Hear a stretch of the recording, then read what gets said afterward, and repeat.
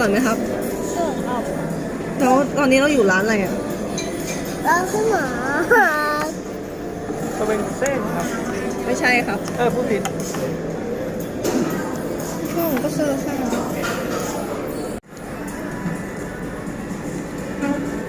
หิวมากเพราะว่าไม่ได้กินข้าวเช้า หนูว่าเนอะตอนนี้เราอยู่ร้านอะไรครับ ร้านข้าวหมา สเวนเซนสเวนเซนตามพ่อนะซิดเลอร์ว่ากินอะไรอะครับ อันนี้กินอะไรครับ ขี้หมา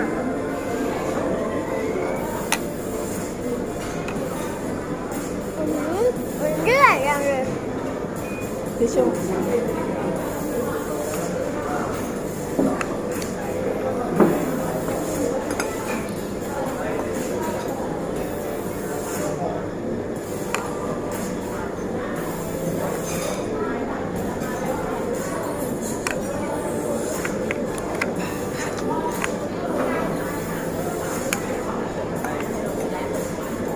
กินเลยชอบ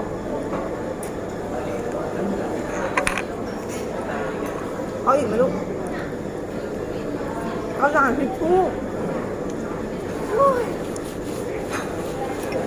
ทั้งหมดจะช่วยช่วย จะหมดแล้วจะตายแล้ว มันเหลือแค่ มันอยู่ในบ้านนี้แน่เลยเพราะว่ามันหลบอยู่ในบ้านนี้แน่เลย เอาไปเตี้ย ได้แป้งหนึ่งถาด วิวเห็นหน้าน้องนายปะ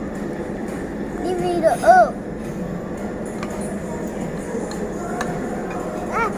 กินเดียนี้หน่อย เฮ้ยเป็นดีลูก ขอเดียนี้หน่อย ไม่เอาเรียงข้างอย่างนี้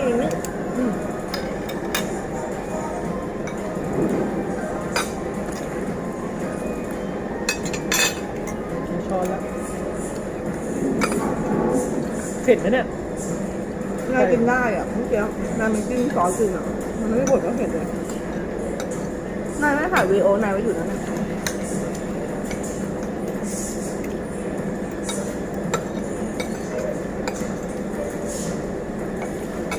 เห็นปังไหมลูก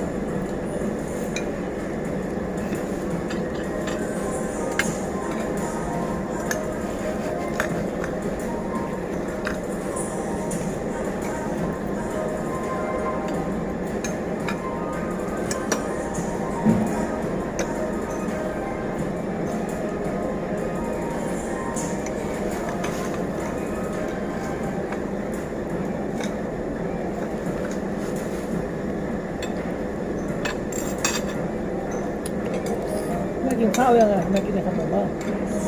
กินนิดนึงก่อน ข้าวซอสมะเขือเทศที่ไหน นะ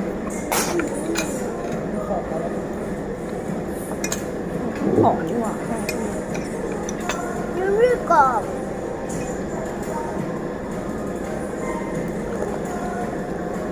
ไม่ผักของโอเคอ่ะ กินว่ากินนี้ไง เอาไปฮะ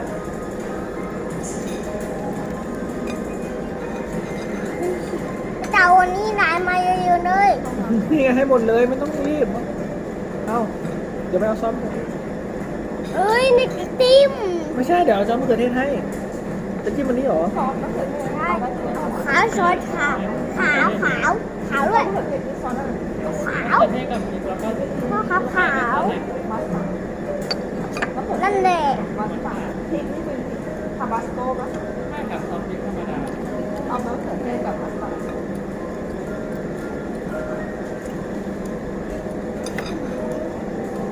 อันนี้จิ้มปลาลูก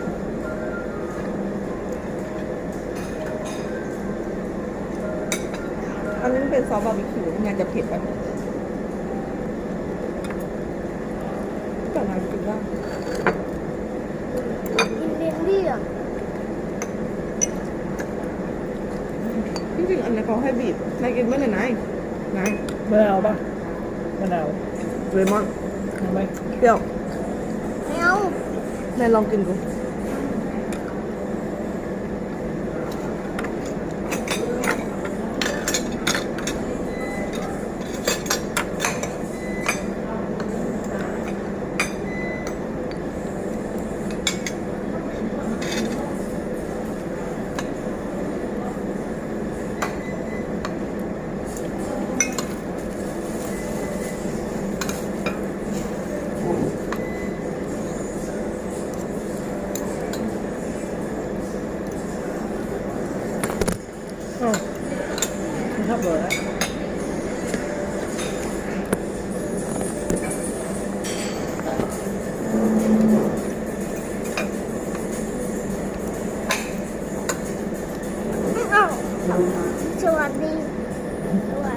ดีครับ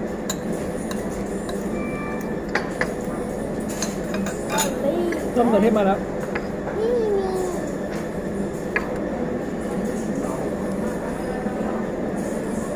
มันเผ็ดกินแบบ นี่ค่ะอร่อยสีขาวค่ะไม่อร่อยกินนิดหนึ่งเดียวแต่มาก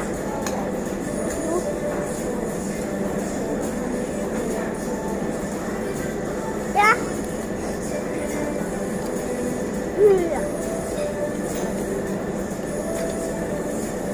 มากินปลาด้วยสิ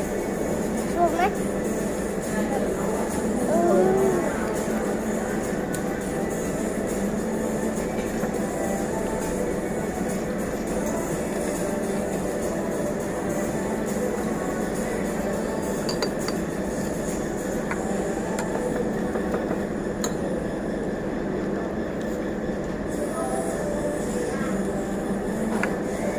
กินยินดีอร่อยกินข้าวก็กินยินดี กินข้าวด้วยกินปลาปลากินไม่ปลาเดี๋ยวเสียปลาเราต้มไหม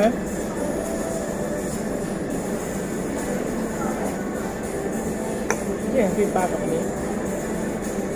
กินไปก่อนกินไปก่อน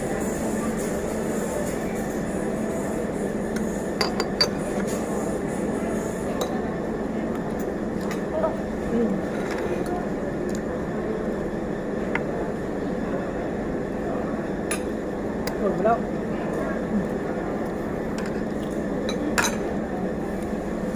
ตรงนี้ตากาเมนขอพี่ไปแล้ว นี่แม่เอาแตงกวาแล้วก็สลัดซอสที่นายชอบอ่ะลูกมาให้ด้วย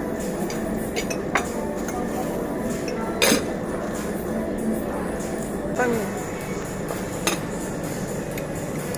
หัวเต๋ คิวครับ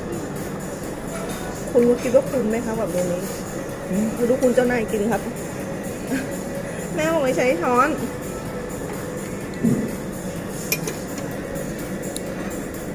มาใหม่ เอาอะไรลูก มาใหม่ เจ็บหยิบเอา อร่อยครับผมไม่อยากจะรีวิวเลยเพราะว่าหิว เป็นไงบ้างครับรสชาติเป็นไงอ่ะไม่แล้วมันร้อนไหมอ่ะร้อนไหมไม่ร้อนเหรอซอสมะเขือเทศอยู่ไหนอ่ะอันนี้ซอสอะไรซอสลองจิ้มเปรี้ยวไหมอ่ะจริงๆซอสนี้กินกับปลาเนาะอันนี้ซอสเนี้ยซอสไก่อันนี้ซอสปลาผสมผสาน จบอร่อยมากครับ อันนี้อยู่ที่ร้านอะไรครับซิดอะไรครับซิดเลอร์ครับใช่ไหมซิดเลอร์นะครับมันเลยอยู่ที่ซิดเลอร์ เอาไปผ่านหน้าดูนะ เดี๋ยวสิดูอ่ะโอเค ขอวันของไม่สม ของแม่จะเป็นอันนี้นะคะแม่ชอบกินนี้ปูอัดเจอเจอรี่ ข้าวม้าเหรอไหนดูเขามีนี่เลยเส้นพาสต้านี่แล้วเดี๋ยวเข้าไปข้างในปะ แม่ขยับเข้าไปข้างในลูกอ่ะ ให้เขาไปข้างในเพราะว่าจะได้ออกได้ง่ายๆเดินไปเอาพี่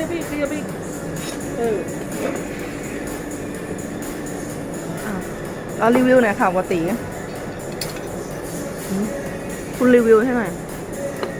อร่อยครับ เมนูอะไรคะเนี่ย นี่อะไรลูกเห็ด